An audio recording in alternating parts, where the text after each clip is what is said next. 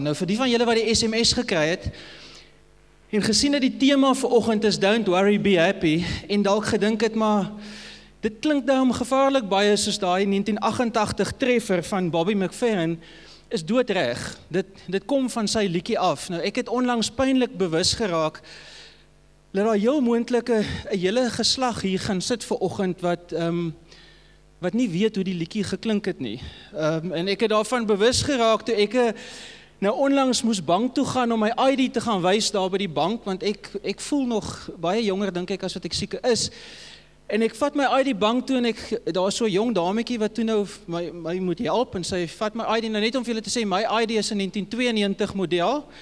Dis 'n jaar nadat ek matriek geskryf het, so dis nog die fotootjie wat uit die aard van die saak daarin is. En die jong dame vat my ID so en sy kyk my ID so en sy kyk so vir my en sy kyk my ID so en sy vra en so sy sê vir my wat het gebeur?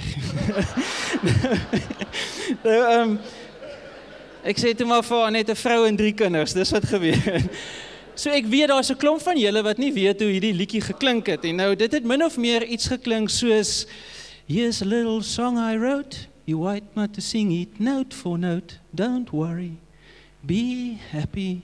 Do do do do do do do do do do do. Don't worry. Do do do do do do. Be happy. Nou as ek nou kyk na Philip Leroux se frons daar agter dan dink ek hy dink nou Stefan daai generasie weet nou nog steeds nie hoe klink hy liedjie nie, maar ek het ten minste probeer. Die een ding van die liedjie egter, dit was 'n wêreldtreffer, ons almal het dit gesing, dit het die hele tyd in ons koppe gedraai. Maar Bobby McFerrin het nooit vir ons in sy lirieke gesê hoe moet ons dit regkry nie. En meeste van ons kry dit eenvoudig net nie reg nie. Alhoewel ons hierdie liedjie gesing het en ek dink dis dalk hoekom almal van ons om daai tyd so gesing het is hoe ek was op hoërskool en selfs ek het hom baie in my kop gedraai is omdat ons so desperaat dit begeer om te lewe don't worry be happy. Maar ons kry dit net nie reg nie. Dis of worry vir ons instinktief kom. Ons kan onsself net nie help nie. En vanoggend wil ek so 'n bietjie met u deel want ek dink Jesus en sy broer het vir ons gehelp om hierby uit te kom. Nou, voor ek uitkom by wat Jesus en sy broer gesê het, wil ek vir julle net so vinnig sê, ek het net die laaste tyd, en ek wil dit eintlik aanhaak by laasweek se preek, die van die wat laasweekie was, Johan het laasweek gepraat oor moeilike omstandighede, en teëspoed wat ons tref, en dat ons regtig net as Christene geen waarborg het, dat dinge net altyd gaan goed gaan nie. Nou iets wat my net die laaste tyd verskriklik bewus gemaak het, soos ek deur die Bybel lees, is dat die mense wat vir ons die Bybel bring, die ouens wat vir ons die Nuwe Testament gebring het en die Ou Testament gebring het, die Bybelse karakters is, as jy na hulle lewens kyk, dan was dit lewens wat net eenvoudig glad nie onbekend was met teëspoed nie. Inteendeel, as ons moderne lewens met hulle sin vergelyk, dan lyk hulle lewens redelik na 'n reeks opeenvolgende gebeure wat ons op geen manier of op geen vlak in ons eie lewe wil hê nie. En tog het hierdie Bybelse karakters net aangehou om op God te vertrou en hulle het aangehou om te glo. En dit lyk of daar oënskynlik in hulle lewe net geen konflik was tussen die begrip van 'n God wat getrou is en 'n lewe vol teëspoed of 'n moeilike lewe nie. Hulle het nie gesukkel met die begrip waarmee ons sukkel van as God goed is, dan beteken dit mos nou net goeie goed met my gebeur nie. En ek dink hulle het iets verstaan wat ons nie verstaan het nie, en daarom, omdat hulle dit verstaan het, kon hulle aanhou glo en aanhou vertrou. Hulle het op 'n bepaalde manier gedink en op 'n bepaalde manier opgetree in moeilike omstandighede, wat, omdat hulle 'n begrip gehad het wat ons nie gehad het nie. En ek wil vanoggend laat ons so 'n bietjie dit oopbreek, deur spesifiek kyk na iets wat Jesus vir ons gesê het oor worry, oor bekommer. Ek gaan nou maar oor worry praat vanoggend, want dit is net makliker as bekommerd. Jesus het vir ons iets baie spesifiek gesê wat ons moet glo oor worry. En Jesus se broer Jakobus het vir ons aangemoedig om iets baie spesifiek te glo oor die omstandighede wat ons tref en oor die teëspoed wat ons tref. En in seker een van Jesus se mees bekendste boodskappe, in een van sy bekendste preke, het hy vir ons die begrip van worry so bietjie oopgebreek. En ek wil daar begin vanoggend in Matteus 6, baie bekende gedeelte, Matteus 6, 25 tot 34. In vers 25 sê Jesus, therefore I tell you, en ek gaan dit 'n paar keer vanoggend vir julle sê, net om julle te herinner, dis nie ek wat so sê nie, dis Jesus wat so sê. Ek sal nooit vir julle sê om nie te worry nie. Daar gaan 'n paar van julle wees wat julle stories vir my gaan vertel en ek gaan vir jou sê, jy beter worry. So dis nie ek wat so sê nie, dis Jesus wat sê, therefore I tell you, do not worry about your life, what you will eat or drink, or about your body, or what you will wear. Nou die eerste ding wat my hier opval is, Jesus gaan reg na die hart van worry toe. What you will eat of drink, what you will wear. Ne? Ons bekommernisse gaan altyd oor toekomstige dinge. En in hierdie geval het Jesus gepraat van eet en drink en wat ons gaan aantrek. Nou, as ek so om my rond kyk, as daar baie min van ons wat vandag lyk of ons worry oor wat ons gaan eet en wat ons gaan drink. Maar in die tyd wat Jesus het gesê het, was dit die mense se primêre bekommernis van hulle tyd, van hulle dag, was wat gaan hulle eet, wat gaan hulle drink, wat gaan hulle aantrek. So, Jesus praat nie van laagklas bekommernisse nie, en as ons hierdie boodskap van Jesus vir ons wil toepas vandag, dan moet ons dit gaan intrek na, wat is ons primêre bekommernisse van vandag, want dis daaroor wat Jesus vir ons sê, jy moenie bekommerd wees nie. So, vervang eet en vervang wat jy gaan drink, wat Jesus van praat, met wat vandag se hedendaagse primêre bekommernisse is. En Jesus gaan dan aan in vers 25, hy sê, is not life more than food, and the body more than clothes.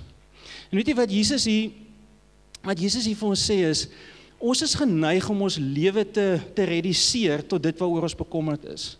Ek wil amper sê, dit waaroor ons bekommerd is, raak ons afgod. Dit wat oor ons bekommerd is, raak later ons lewe. En Jesus sê vir jou, maar jou lewe gaan oor soveel meer as dit waaroor jy bekommerd is. Ek het vir jou soveel meer in gedagte. Maar om oor goed te worry, trek ons lewe af en ons stel eintlik ons lewe gelyk aan dit waaroor ons bekommer. En Jesus sê, ek het soveel meer vir jou in gedagte as dit waaroor jy bekommerd is. Vers 26, look at the birds of the air, they do not sow or reap or stow away in barns, and yet your heavenly Father feeds them. Are you not much more valuable than they? Can any one of you, by worrying, adds a single hour to your life? And why do you worry about clothes? See how the flowers of the field grow. They do not labor or spin.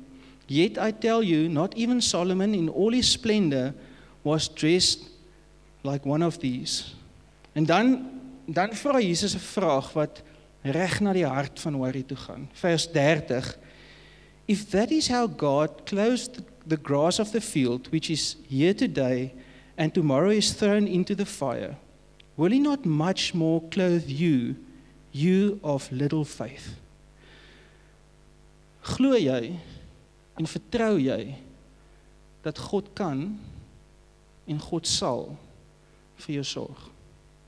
Want dis die hart van worry. Glo jy dat God kan en God sal vir jou sorg? En wat Jesus hier sê, ek wil as Jesus so begin met kyk na die voëls in die lug en kyk na die gras in die veld, dan is daar so iets in ons wat sê, ek het nie nou tyd om vir voeltjies te kyk en vir gras te, ek het dinge om te doen. Maar Jesus wil vir ons sê, weet jy nou, jy is baie meer waardevol as dit. God het sy natuur inderdaad verbuisterend geskape. Maar hy het nog 'n trappie verder gegaan en hy het ons na sy beeld geskape.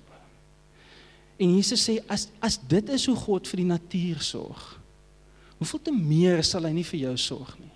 En weet jy, daai laaste versie van You of Little Faith, daar het Matteus in die Grieks so bietjie van 'n woordspeling gebruik wat eintlik so bietjie verlore gaan in beide Afrikaans en Engelse vertaling. Ons sien dit altyd so half as 'n veroordelende ding van Jesus van You of Little Faith.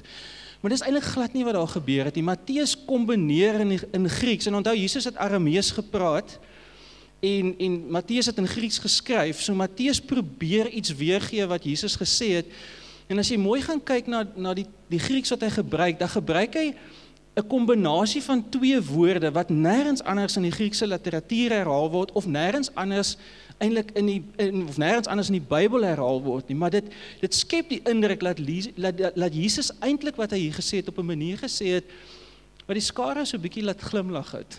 Hulle eintlik so bietjie laat giggel het. En as ek nou kan probeer oor, Jesus het eintlik so bietjie gespot met hulle. Want die boodskap wat Jesus vir hulle probeer gee het is, kyk hoe groot is die natuur, kyk hoe groot is God, kyk hoe belangrik is julle. Kyk hoe groot is God, kyk hoe belangrik is julle. Kyk hoe groot is God, kyk hoe belangrik is julle. You of little faith, you. Nee, Jesus het vir hulle probeer tuisbring, dat as dit is hoe God sorg vir sy verbuisterende natuur, hoeveel te meer sal hy nie vir jou sorg, wat hy na sy beeld geskaap het. En daarom vra hy die vraag, vertrou jy, dat God kan, en God sal vir jou sorg. Vers 31, so do not worry saying, what shall we eat, or what shall we drink, or what shall we wear? Alles toekomstige goed. Kom ons wees eerlik met mekaar. Ons word nie regtig elke oggend wakker met die vertroue dat God reeds in môre is en daar vir my wag nie. Ons word nie elke oggend wakker met die sekuriteit dat God is nou by my, maar hy is ook reeds besig om môre vir my voor te berei nie. En dis wat Jesus hierna toe begin beer is. Hy sê vir ons, omdat julle nie daai vertroue elke dag het, en daai herinnering elke dag het, dat God ook reeds in môre is, en daar besig is nie. Begin julle letterlik halfpad deur vandag, uitreik na môre toe, en môre se goed intrek in vandag in. En net daar begin oorlaai jy jou emosies met, wat as dit? Wat is dit? Wat is dit? En net daar begin jy om vandag se energie te gebruik op môre se goed en op toekomstige goed. En weet jy wat? Een van die groot quotes wat my in my lewe baie bybly is, worry never robs tomorrow of its sorrows. It only robs today of its joy. Een van die kommentators sê by hierdie skrif van wat Jesus gesê het in vers 31, so do not worry saying, what shall we eat, or what shall we drink, or what shall we wear, het Jesus eintlik vir die skare gesê, vandag is die môre waaroor jy gister bekommerd was. Nee. En wat Jesus vir hulle hier gesê het is, moenie vandag se energie gebruik op môre se goed nie. Jesus sê vir hulle, hey, jou pa het dit, hy's reeds in môre, hy's reeds besig om dit vir jou voor te berei, en jy hoef dit nie in vandag in te trek nie. Vers 32, for the pagans run after all these things, and your heavenly Father knows that you need them. And the pagans run after all these things, and your heavenly Father knows that you need them. Jesus het, as hy van pagans en ongelowiges of van heidene praat, dit hang nou, ek weet nie, ek is onseker wat se vertaling of wat se woord u vertaling gebruik, maar as Jesus praat van pagans, ongelowiges, dan bedoel hy dit nie negatief nie. Jesus het vir die skare gesê, moenie soos al die ander wees nie. Want al die ander het nie 'n konsep van 'n persoonlike God, wat hulle naam ken, en wat hulle omstandighede verstaan, en wat almagtig is, en wat hulle uitnooi om te sê, noem my hemelse Vader nie. En daarom het hy vir die skare gesê, toe hy sê, die heidene, die pagans worry oor die goed, het hy vir hulle gesê, moenie soos al die ander wees nie. En weet jy, dit is verskriklik belangrik dat hierdie stelling van Jesus in jou gedagtes vandag vasdra plek kry. Want is dit nie 90% van ons stryd nie? Is 90% van ons stryd nie, ek wonder of die Here nog weet nie. En ek wil vir jy sê, dink bietjie wat sal gebeur as jy vanaand gaan lê en dit raak stil in die huis, en jy begin dink oor môre en oor die week wat voor lê en oor die maand wat voor lê. As jy 'n stem hoor wat vir jou sê, ek weet. Ok, jy gaan uitfriek, maar as jy klaar uitgefriek het, né? As Jesus vir jou sê, ek weet. En dis wat hy sê, as hy sê, your heavenly Father knows that you need them. Jesus sê vir jou hemelse Vader ken jou naam. Hy ken jou stryd. En hy weet wat jy nodig het.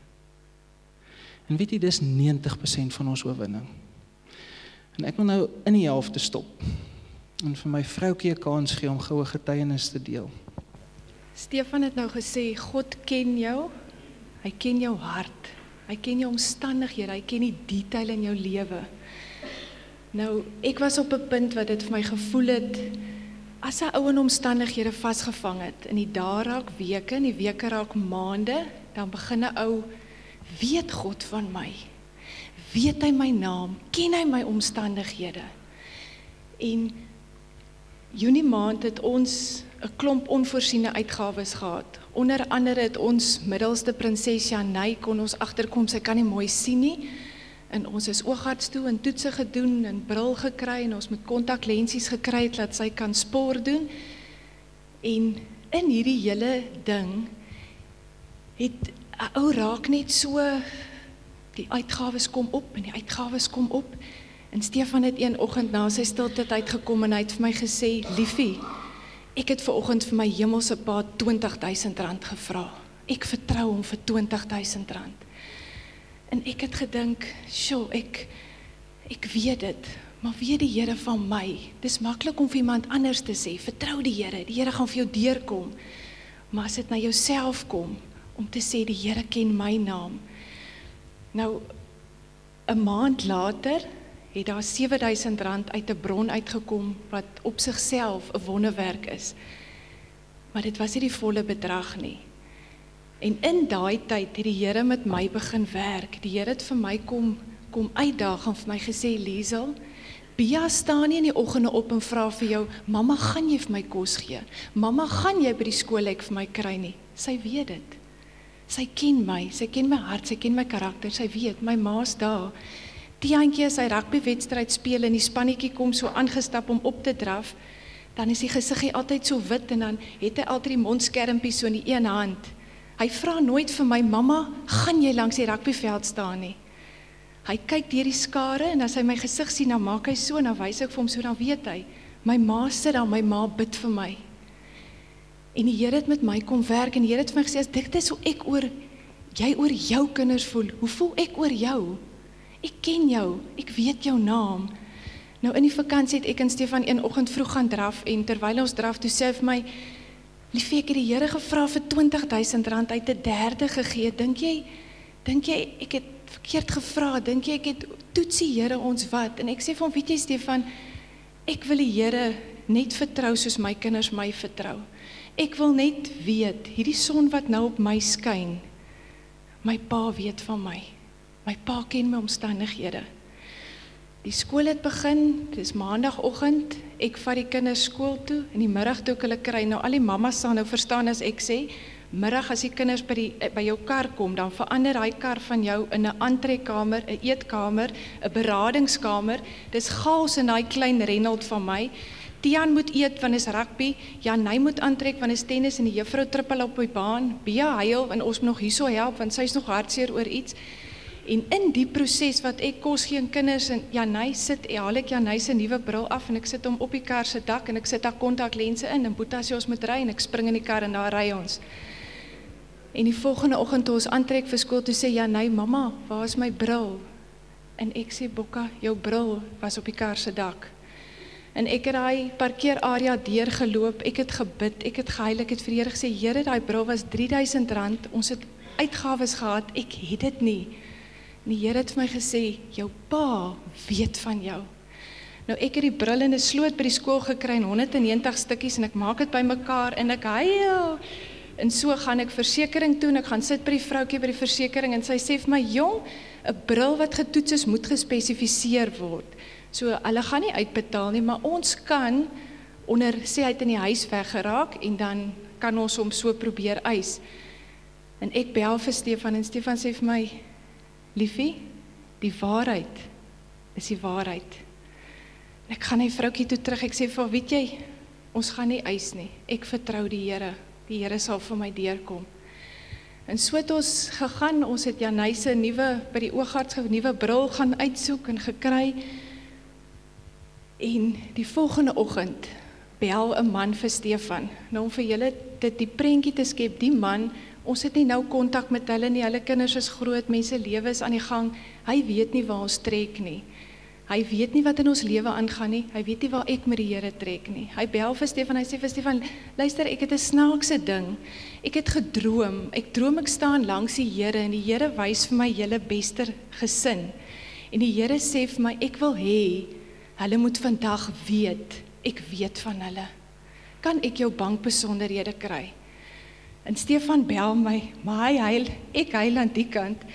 Want weet jy, op daai stadium het die geld nie meer saak gemaak nie. My pa weet van my. Dit is meer werd as geld. Dit is meer werd as ander omstandighede. My pa weet van my. Nou toe ek die volgende oggend opstaan, toe bel die versekering my, die vroukie sê vir my, luister, ek het die versekering gebel en vir hulle omstandighede verduidelik en alles. Die versekering sê hulle gaan 'n uitsondering maak en vir julle 1750 uitbetaal vir die bril. Maar toe het ek sommer die oogarts gebel en vir hom gesê, dis wat hulle uitbetaal, die bril kos R3000, toe sê die oogarts het reg, ek maak dit vir hulle vir 1750. En die volgende oomblik, toe kom die SMS op ons selfoon deur van die inbetaling by die man wat gedroom het, R13.000. Die presiese uitstaande bedrag van die R20.000. En ek wil vanoggend vir jou kom bemoedig, ek wil vanoggend vir jou kom sê, as jy opstap op die rugbyveld van die lewe en jou teenstander staan daar met die bal, soek die Here gesig in die skare, want hy kyk vir jou, hy weet, hy ken jou naam, hy ken jou omstandighede, hy ken jou detail.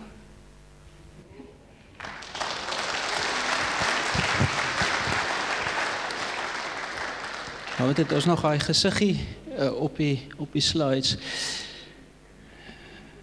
Het is altyd moeilik om na my vrou weer die mikrofoon oor te neem. Maar die Here wil vir jou sê, moenie soos al die ander wees nie. Moenie soos al die ander wees nie. Want jy het 'n almagtige God wat jou naam ken en wat jou uitgenooi het om vir jou te sê, jy kan vir my Hemelse Vader noem. En dan gaan Jesus verder en hy gee vir ons 'n alternatief tot worry. Want die vraag is nou, weet jy, 90% van die westerse oorwinning lê in die Here weet. Ons deurbraak wat ons nodig het nog nie gekom nie. Maar weet jy, ons is vry. Die Here kan dit gee wanneer hy wil, op watter manier hy ook al wil. Ons het ons oorwinning want die Here weet. Maar dit laat ons nou in the meantime tydperk. Want die vraag is, wat doen ons nou in die tussentyd? Jesus sê nou, ons moet nou nie worry nie, so ons mag nou nie dit meer doen nie, maar so wat doen ons nou in die tussentyd? En Jesus sê in vers 33, en as jy afgeskakel het, moet jy asseblief nou gou weer aanskakel, want dit is so belangrik. Vers 33 sê Jesus, but seek first his kingdom and his righteousness, and all these things will be given to you as well. But seek first his kingdom and his righteousness, and all these things will be given to you as well. Die Griekse woord wat hier gebruik word vir seek first, is die beste Afrikaanse vertaling miskien om agter iets aan te hardloop. So wat Jesus sê is, luister, die pagans, die ouens in die wêreld, hulle hardloop aan agter dit waaroor hulle bekommerd is. Maar ek sê vir jou, jy het 'n hemelse Pa wat reeds in môre is, wat weet wat jy nodig het, wat reeds besig is om dit vir jou uit te sort. So jy hoef nie aan te hardloop agter die goed wat jy oor bekommerd is nie. Hardloop jy agter my koninkryk aan. Wat Jesus eintlik vir hulle sê is, in plaas van om bekommerd te wees oor dinge van die toekoms, soek 'n manier om betrokke te raak by dit waarmee God vandag besig is. En ek gaan aan die einde vir so ietsie prakties gee wat ek dink ek begin doen het en wat my help om dit net prakties te maak. Maar in plaas van om bekommerd te wees oor dinge van die toekoms, soek 'n manier om betrokke te raak by dit waarmee God vandag besig is. En dan sluit ons die deel af waar Jesus sê in vers 34, therefore do not worry about tomorrow. Jesus kom hier so en hy gee vir al jou bekommernisse, vir al jou worries, gee Jesus 'n ander naam. Hy noem dit môre. Hy sê, therefore do not worry about tomorrow, for tomorrow will worry about itself. En weet jy, as jy nou gou mooi dink oor alles waaroor jy bekommerd is. En ek wil nie vir jou 'n oomblik gee nie, want ek weet, baie van julle gaan omtrent 15 minute nodig hê om te dink oor alles waaroor jy bekommerd is. Maar vat gou die top 2 waaroor jy bekommerd is. Dis môre. Dis toekomstige dinge. En in vers 34, en ek wil dit weer lees, sê Jesus, therefore do not worry about tomorrow, for tomorrow will worry about itself. Jesus sê vir jou, van nou wil ek hê, jy moet alles wat jy oor bekommerd is, gee hom 'n nuwe naam. Noem dit môre. En wanneer jy jouself vang dat jy môre gaan haal en hom intrek in vandag, en dan sê jy vir jouself, hey, wag 'n bietjie. Ek het 'n hemelse Vader wat vir my gesê het, hy ken my naam en hy weet wat ek môre gaan nodig hê. En hy's klaar daar. En hy sal dit vir my gee. Nou ek wil hierdie gedeeltetjie afsluit deur net vir u te sê, dink bietjie, wat se verskil gaan dit in jou lewe maak as jy met absolute sekerheid begin leef? 2 vrae, dat God ken my naam, hy weet wat ek nodig het, nou en in die toekoms, en dat hy môre vir my sal gee wat ek nodig het. Dink net hoeveel sal jou lewe anders wees as jy met absolute sekerheid van daai goed leef. Nou ek wil vir julle bemoedig deur vir julle te sê, Jesus se disippels het dit nie reg gekry tot baie laat nie. Jesus het hierdie boodskap wat ons nou vanoggend oor praat, het hy baie in sy lewe en tydens sy bediening gepreek, in verskillende vorme, maar hy het dit 'n paar keer gepreek. En sy disippels het nog steeds gehoor. Dink net, hulle was in Jesus se teenwoordigheid en hulle het nog steeds gehoor. Soveel so dat in die laaste paar uur van Jesus se lewe het hy sy naaste binnekring by hom bymekaar gehad. En hy gaan weer deur hulle met hierdie boodskap, Johannes 14. En hy gaan net so vir vers 1 en vers 27 lees, sê Jesus vir sy disippels, dis ure voor sy dood, do not let your hearts be troubled. You believe in God, believe also in me. Peace I leave with you, my peace I give you. Do not let your hearts be troubled, and do not be afraid. Jesus sê vir hulle, believe, vertrou my, moenie worry nie. En die volgende oomblik word Jesus gekruisig, die einde. Alles is onseker. Die disippels het geen toekoms nie, soveel so dat hulle hardloop weg, en hulle gaan kruip weg. En toe kom die game changer. Jesus staan op uit die dood. En weet jy, skielik sien ons, dat die disippels, wat met die opgestane Jesus gemeenskap gehad het, wat met hom gekuier het, wat aan hom gevat het, wat saam met hom geëet het, skielik sien ons, dat hulle onverskrokke geloof het. Jesus se opstanding het alles verander. Want enige iemand wat sy eie dood en opstanding kan voorspel, en kan regkry om dit suksesvol uit te voer.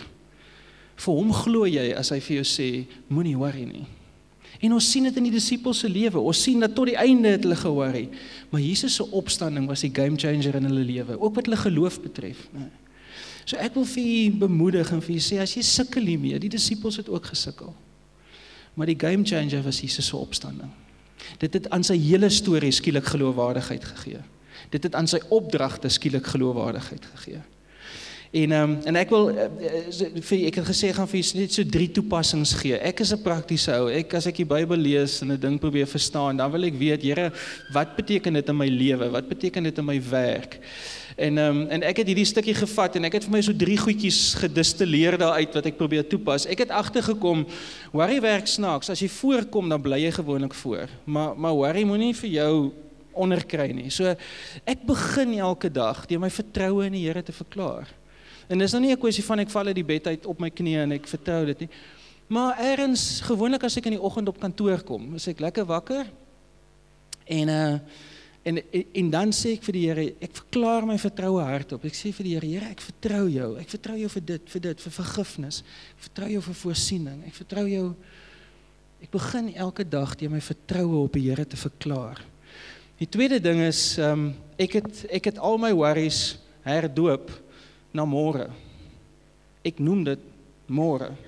Dit waaroor ek bekommerd is, noem ek môre.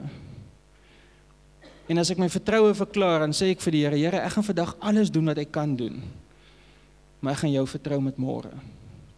En ek het ervaar dat ek kry 'n rustigheid, omdat die ding het skielik 'n naam, en dis môre. En die laaste ding, Matteus 6:33, hardloop eers agter my koninkryk aan. Ek het ervaar, die Here sê vir my, hy wil hê dat bekommernis, worry, moet koninkryksbetrokkenheid in my lewe aktiveer, in plaas van ander goed. So, as ek myself vind dat ek bekommerd raak, dan begin bid ek vir iemand anders. Ek het ervaar, die Here sê vir my, worry jy oor my koninkryk, en ek sal oor jou nou worry. So dis die 3 goed. Ek begin elke dag deur my vertroue op die Here te verklaar. Ek het alles geherdoop na môre toe, en ek probeer om nie môre en vandag in te trek nie, want my hemelse Vader is klaar in môre, en hy sal vir my gee wat ek nodig het. En ek soek 'n manier om betrokke te raak by dit wat God vandag doen. Die tweede deel gaan ek vinnig doen. Ek het begin neer te sê, Jesus het vir ons iets baie spesifiek oor worry gesê, en Jesus se broer Jakobus het vir ons iets baie spesifiek gegee om te glo oor die omstandighede, of die goed wat ons laat worry. Nou net voor ek by Jakobus se woorde uitkom, want dit wat Jakobus gesê het die as geword, waarom baie Christene se lewens gedraai het, wanneer hulle in moeilike omstandighede is, en wanneer teëspoed hulle tref. Maar net voor ek daarby uitkom, wil ek net so bietjie oor Jakobus iets sê, want sy agtergrond gee net soveel meer geloofwaardigheid aan sy storie. Nou Jakobus, het ek nou net al gesê, was Jesus se broer gewees. Maar wat interessant was, Jakobus was nooit 'n disipel of 'n apostel nie. Inteendeel, Jakobus het eintlik nêrens gefeature tydens Jesus se bediening nie. Dis asof hy net nie daar was nie. En tog sien ons na Jesus se kruisiging, kom Jakobus skielik na vore, en het hy saam met Petrus eintlik 'n leier in die eerste eeu se kerk geraak. En ons sien uiteindelik dat Jakobus groot lyding verduur het as gevolg van sy geloof in sy broer. Nou julle kan net imagine, wat sal dit van jou broer vat om jou te oortuig dat hy die seun van God is? En ek dink baie van julle sal dink, niks sal my in die wêreld ooit oortuig dat my broer die seun van God is. En ek wil vir julle sê, nie Jesus se wonderwerke of sy preke of sy leringe het vir Jakobus oortuig nie. Selfs nie as Jesus se kruisiging het vir Jakobus oortuig dat hy die seun van God is nie. En weer eens, toe was hy 'n game changer. Jesus staan op uit die dood. En skielik na Jesus se opstanding kom Jakobus na vore.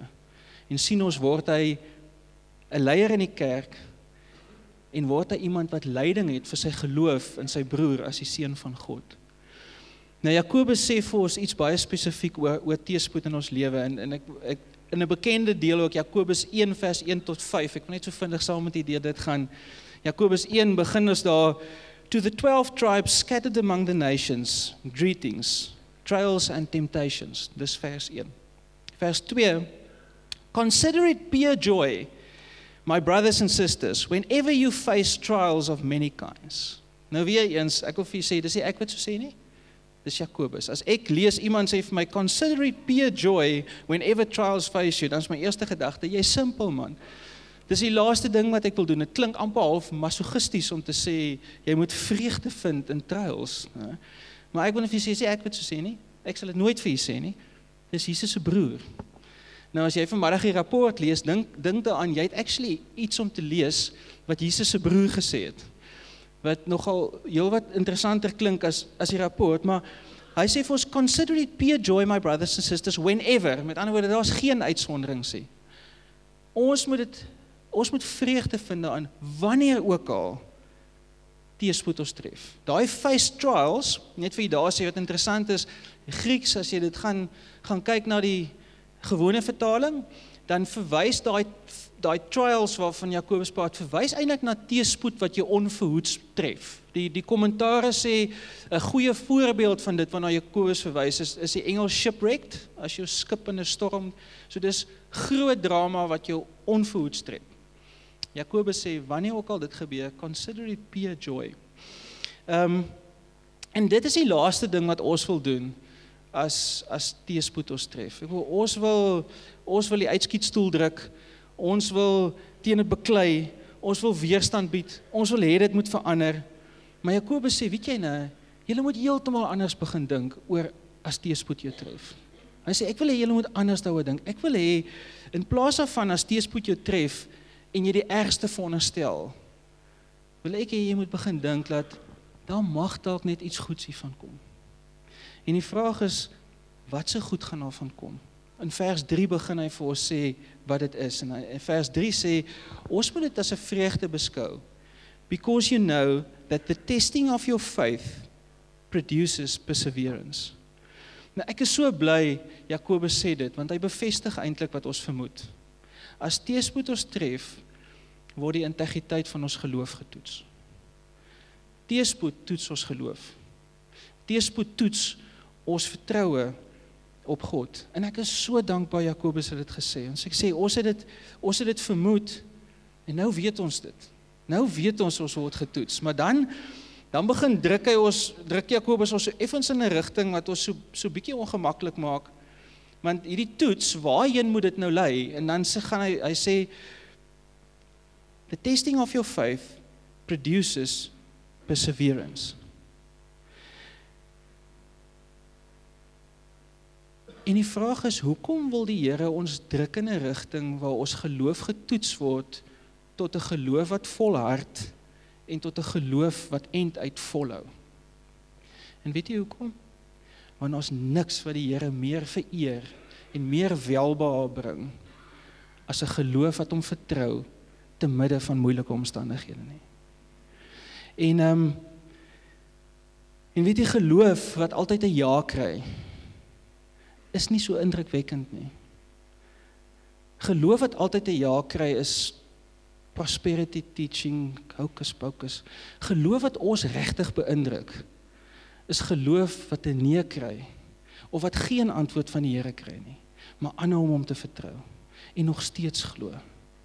En die Here sê vir ons, weet jy nou, hierdie stories van, ek het vandag gebid en môre het ek dit, en ek hoop nie dis wat julle gedistilleer het uit Liesel se getuienis uit nie, want dis glad nie die bedoeling nie.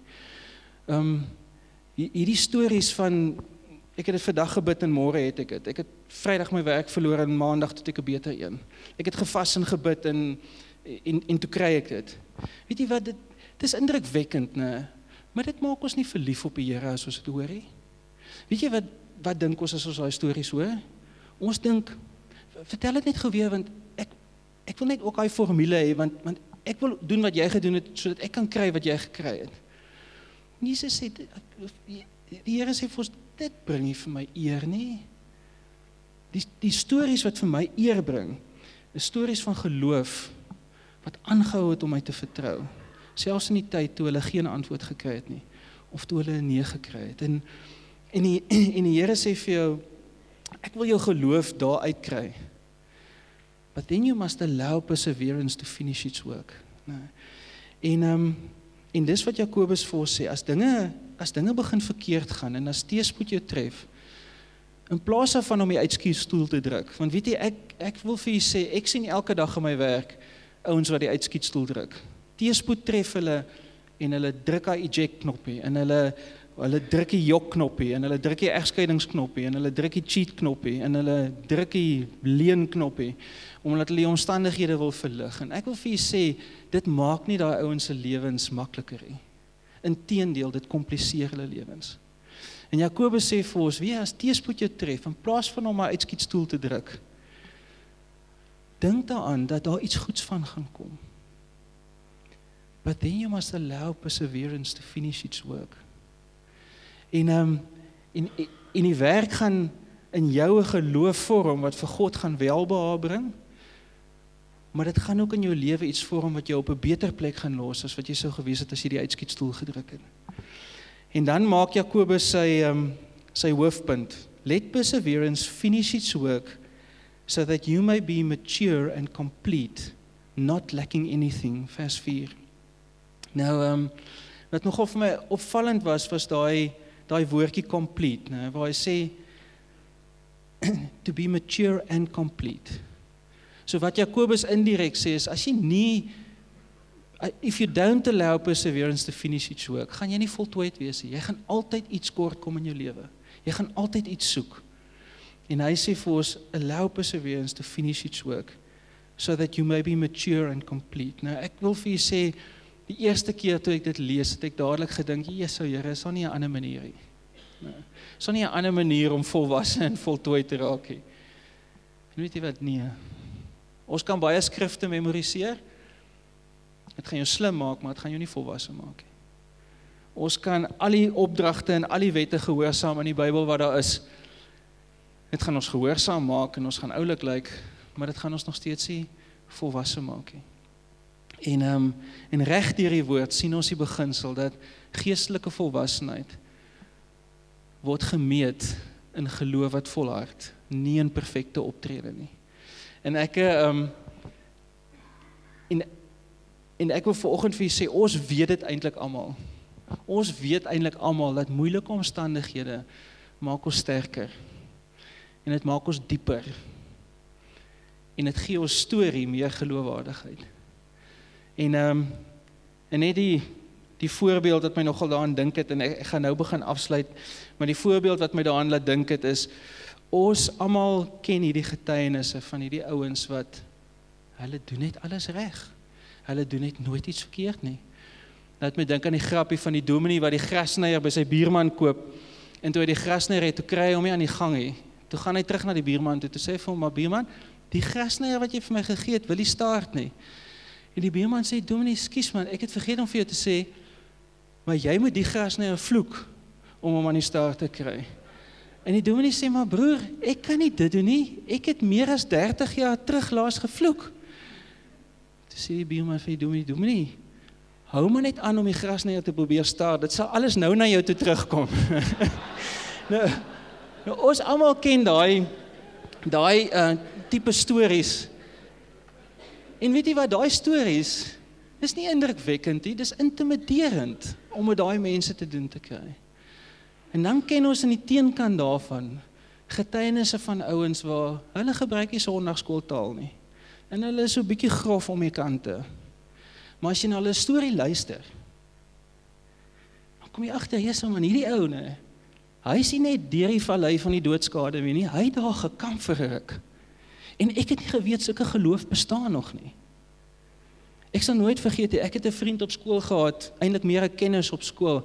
Hy was 'n rowwe kerel geweest en hy was op die leerlingraad en hulle is so 3 kerels wat ook net so halfpad in hulle matriekjaar op die leerlingraad was, toe hulle almal geskort omdat hulle daar by een of ander partytjie dronk geraak het en op die gras rondgerol het. Nou dis die karakter wat hy op skool was. En ons het geen kontak na skool gehad en so 'n paar jaar terug gaan hardloop ek 'n marathon daar in Mamasbury eetoggend en ek het gegaan om my persoonlike beste te gaan hardloop. Ek was in die vorm van my lewe gewees.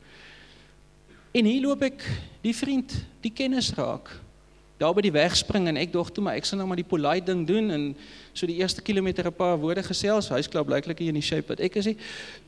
En dan gaan ek stoot om voor te kom. En ek begin met hierdie ou praat en ek hoor sy storie. Hy het die Here ontmoet, deurdat hy verlief geraak het op 'n pastoor van 'n baie groot charismatiese kerk se dogter. Hulle is op die ouend getroud. En 2 jaar later het hy by die huis gekom en sy vrou op heterdaad betrap met die worshipleier. En hierdie ou se storie van hoe hy vertel die Here om daar op die strand in Kampsbaai ontmoet, toe hy gereed was om vir die Here te sê, ek was beter af op my eie. En ek het daai dag by die huis gekom, ek het op die ouend amper 5 ure saam met hom gehardloop. Maar niks het meer sin gemaak nie, want sy storie was net, en ek het by die huis gekom en my woorde aan Liesel was, ek was vandag in die teenwoordigheid van suiwer goud gewees. Dis die stories wat mense beïndruk. Maar ons moet deur Jakobus 1 tot 5 gaan om albei uit te kom.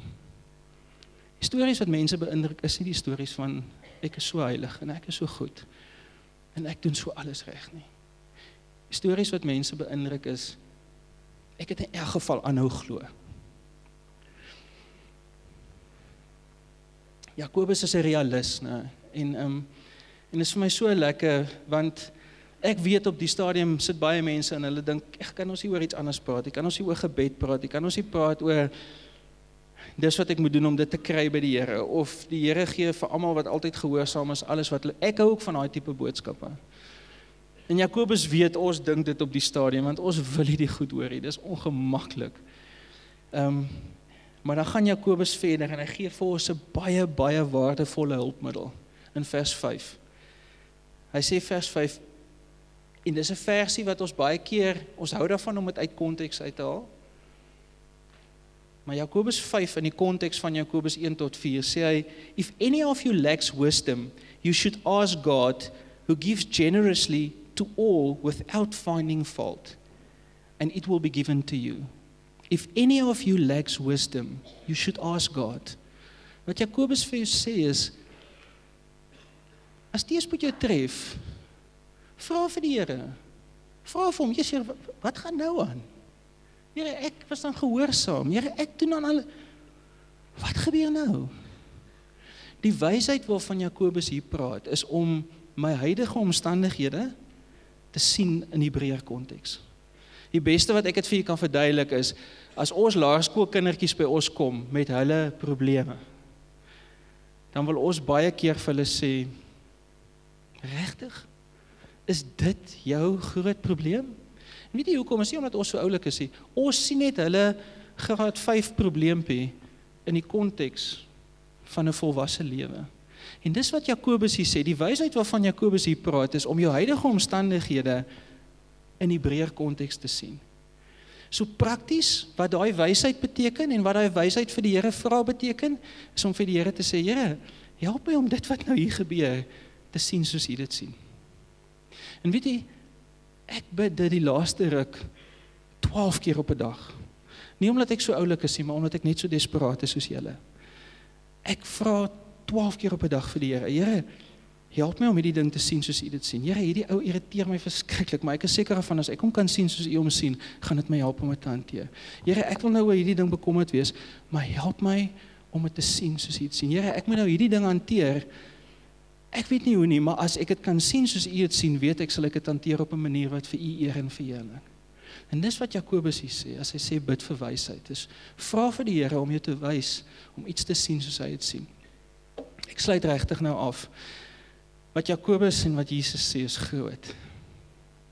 Dis baie groot. En weet jy, ek wil vir u aanmoedig om te doen wat Jakobus en Jesus sê. Want Jakobus en Jesus sê vir ons, as teëspoed jou tref, as jy 'n oproep kry, of 'n e-mail kry, of 'n brief kry, en jou boom val uit, dan sê Jesus en Jakobus vir jou, hey, don't worry, be happy. Jesus sê vir jou, jy hoef nie bekommerd te wees nie, want jou hemelse Vader ken jou naam, hy weet wat jy nodig het, en hy het dit. Hy is in beheer. En Jakobus sê vir jou, hey, as jy die teëspoed jou tref, in plaas van om die ergste te veronderstel, be happy. Want dink daaraan dat die Here dalk net besig is met iets groter. Dat die Here dalk net besig is om in hierdie omstandighede in jou iets te vorm. But then you must allow perseverance to finish His work. So, endure to mature. En vertrou die Here dat hy dit wat hy nie uit jou lewe uit verwyder nie, sal gebruik. Ek het 'n baie mooi Engelse ding gelees wat sê, God will use what He does not remove. En ek het vir die selgroep aan diens gevra, omdat ons 'n kerk is wat daarvan hou om goedjies weg te gee, het ek vir elkeen van u 'n boekmerkie gemaak.